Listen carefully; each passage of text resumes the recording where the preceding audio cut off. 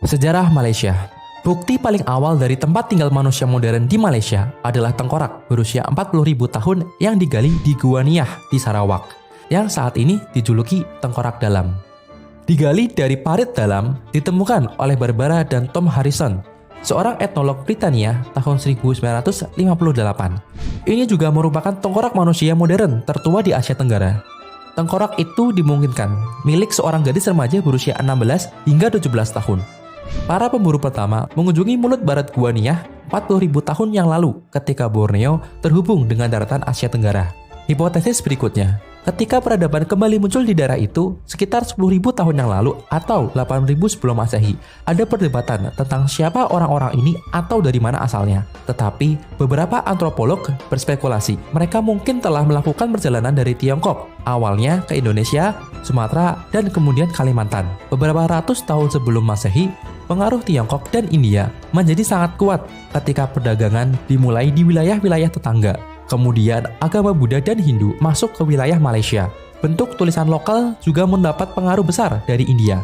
Bahasa Sanskerta diadopsi sebagai sistem penulisan baru. Ketika abad ke-7, datang kerajaan Sriwijaya dari Sumatera, menguasai sebagian besar semenanjung Melayu kontemporer. Kerajaan berbasis perdagangan memperoleh kekuasaan dan kemakmuran melalui keberhasilan perdagangan mereka dengan Tiongkok dan India, yang dapat dengan mudah menguasai Malaka. Kontrol kerajaan Sriwijaya tetap stabil sampai supremasi mereka mencapai puncaknya dan mulai menurun pada abad ke-11. Pada abad ke-13, Buddha dan Hindu telah kehilangan semua kekuasaan atas wilayah Malaysia dan digantikan oleh jenis monarki baru. Salah satunya dijalankan oleh Iskandar Shah atau Parameswara. Ia mendirikan pelabuhan Malaka yang menjadikan bagian integral dari wilayah Melayu. Pada titik ini, perdagangan antara Malaka, orang India, Tiongkok, dan Arab terus berkembang. Dalam beberapa tahun sejak berdirinya, Malaka secara resmi memeluk Islam. Parameswara kemudian menjadi seorang Muslim. Karena Malaka berada di bawah pemerintahan seorang pangeran Muslim, maka konversi orang Melayu ke Islam meningkat pesat pada abad ke-15. Kekuatan politik Kesultanan Malaka membantu penyebaran Islam meningkat pesat ke seluruh Nusantara. Malaka merupakan pusat perdagangan dan juga komersial penting selama periode ini dan mampu menarik perdagangan dari seluruh wilayah. Pada awal abad ke-16, dengan Kesultanan Malaka di semenanjung Malaya dan sebagian Sumatera, Kesultanan Demak di Jawa, dan kerajaan-kerajaan lain di sekitar Kepulauan Melayu telah masuk Islam. Islam telah menjadi agama dominan di kalangan orang Melayu, dan Islam akhirnya juga telah mencapai wilayah yang sekarang disebut Filipina, sehingga menyisakan Bali sebagai satu-satunya pulau yang beragama Hindu hingga kini. Abad ke-16 membawa jenis tantangan baru bagi kekuatan yang ada di wilayah Malaka, karena Malaka dan sekitarnya menarik perhatian Portugis, dipimpin oleh Alfonso de Albuquerque. Portugis berhasil merebut Malaka pada tahun 1511. Meskipun ekspedisi Albuquerque menang dan Sultan Malaka berhasil mendirikan kerajaan baru, yang dikenal dengan Kesultanan Johor. Sebagai kelompok negara baru, Johor menjadi ancaman yang besar bagi Portugis di Malaka. Pada awalnya, upaya Johor untuk merebut kembali Malaka sangat tidak efektif. Portugis tetap memegang kendali, sampai pada Belanda mulai menunjukkan minat kepada Malaka. Keberuntungan Johor berubah lebih baik. Perusahaan Hindia Timur Belanda yang bersekutu dengan Kesultanan Johor akhirnya mampu mengusir Portugis. Sebelumnya, Johor dan Belanda membuat kesepakatan yang berisi Belanda mengambil kekuasaan penuh atas Malaka, tetapi meninggalkan Kesultanan Melayu lainnya. Johor terus berdiri sebagai pengaruh utama di wilayah tersebut, sampai pembunuhan Sultan Mahmud pada tahun 1699. Setelah pembunuhan itu, komando Johor menurun dan membawa orang-orang di sekitar perbatasan memasuki wilayah Malaka. Sekitar tahun 1777, seorang pria bernama Raja Kecil didukung oleh suku Bugis untuk mengambil tahta Johor. Raja Kecil adalah putra Sultan Mahmud yang terbunuh. Sultan Abdul Jalil keempat yang memimpin telah menggantikan mendiang Sultan Mahmud, tetapi tidak dapat mempertahankan pemerintahannya. Dalam menghadapi tantangan yang tak terduga ini, Raja Kecil mengambil ibu kota Johor dan mengejar Abdul Jalil ke pantai timur.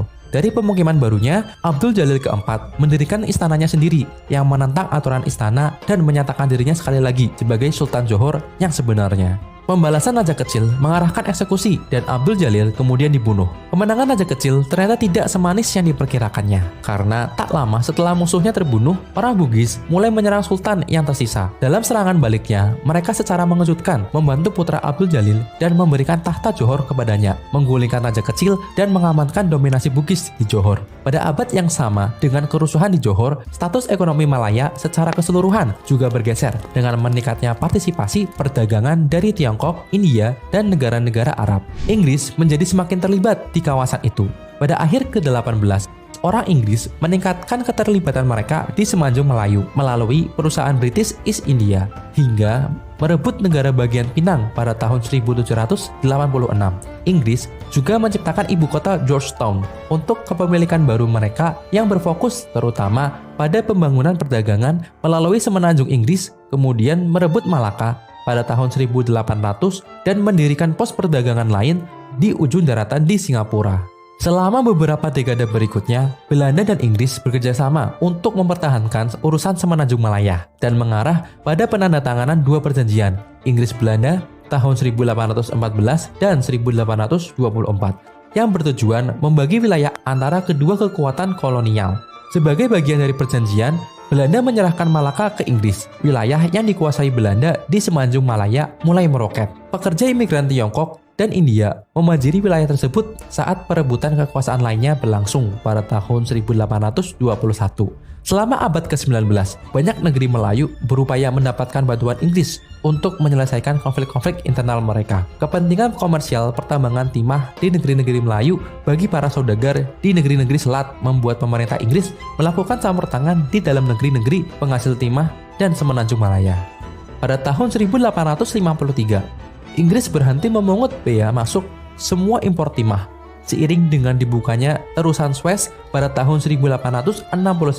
Selama beberapa dekade berikutnya, Inggris meningkatkan dan menyebar kontrol mereka di seluruh Semenanjung dan sekitarnya. Ekonomi daerah kekuasaan Inggris makmur hingga terjadi depresi besar pada tahun 1930-an. Pada saat itu, ekspor menurun dengan cepat dan imigrasi ke wilayah Melayu harus dibatasi untuk memerangi tingkat pengangguran.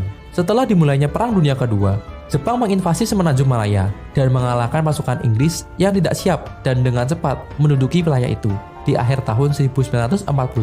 Ketegangan antara orang Melayu asli Tiongkok dan India tumbuh selama pendudukan Jepang yang berlangsung hingga tahun 1945. Ketika Inggris mampu merebut kembali harta mereka, tahun 1946, gerakan nasionalis seperti pembentukan organisasi nasional Uni Malaya tumbuh, yang kemudian berganti nama menjadi Federasi Malaya, sebuah kesatuan dari negara-negara Malaysia yang sebelumnya dikuasai Inggris. 6 tahun kemudian, pada tahun 1963, koloni Inggris di Sarawak, Singapura, dan Kalimantan Utara memutuskan bergabung dengan federasi dan membentuk negara baru Malaysia. Meskipun Singapura pada awalnya merupakan bagian dari koalisi ini, tetapi kemudian keluar pada tahun 1965 karena ketidaksepakatan politik. Pada tahun 1969, negara muda menghadapi keadaan darurat ketika kerusuhan dan kekerasan pecah di Kuala Lumpur setelah pemilu dan memicu bentrokan mematikan antara kelompok lawan sehingga mendorong parlemen untuk ditangguhkan. Akhirnya, pada tahun 1971, parlemen dibentuk kembali dan Malaysia akhirnya mengadopsi kebijakan ekonomi baru yang memungkinkan ekonomi negara berkembang dan akhirnya tumbuh dengan tingkat 8% setiap tahun.